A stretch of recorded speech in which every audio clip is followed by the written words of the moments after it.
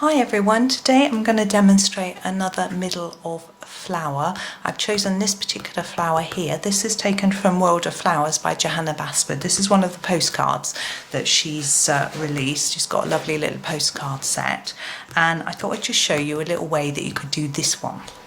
So I'm going to start off by colouring the middle roundy bit, and then I shall do these little bits afterwards. And I'm going to use a selection of different materials. I'm going to use pencils, earth green yellowish from the Faber-castell polychromos, but any yellow of that sort of shade would do.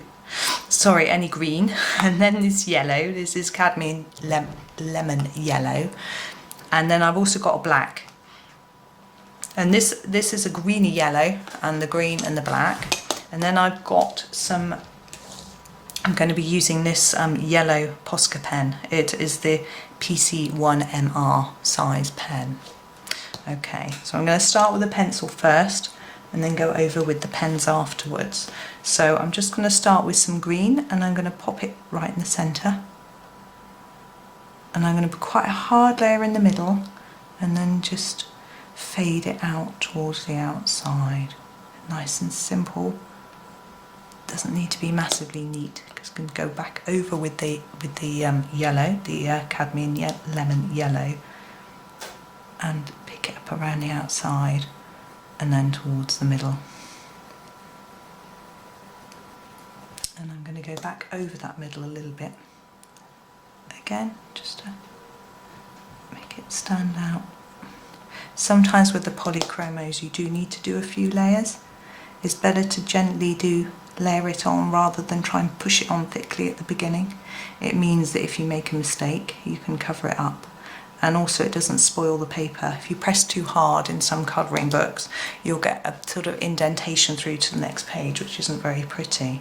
Right, that's all there is to that. We're now going to go in with our black, and I'm going to do these little round bits in black. So I need a very sharp black, which mine isn't. I'm just going to sharpen it up and then colour them in black. Now you could use pen for this, but I find that sometimes when I use a black pen, if I'm using a sort of marker pen, when I then go over it in a white or yellow Posca, which is what I'm going to do, I find that the colour from the pencil the colour from the pen soaks through into the paint, and so you don't get a perfect colour. And you can go over it in a few layers, but I find pencil works better. But it does depend on the brand of pencil, so you may have to experiment a little bit depending on what you're using. Okay, so I've done that layer of black dots, but I'm thinking I'd like a few more seeds on this, so I'm going to put one in between each of these seeds that are already here.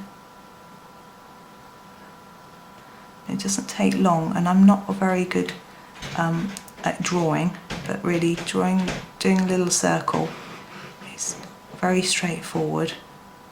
Anybody can manage to do it. And I'm going to do the line as well.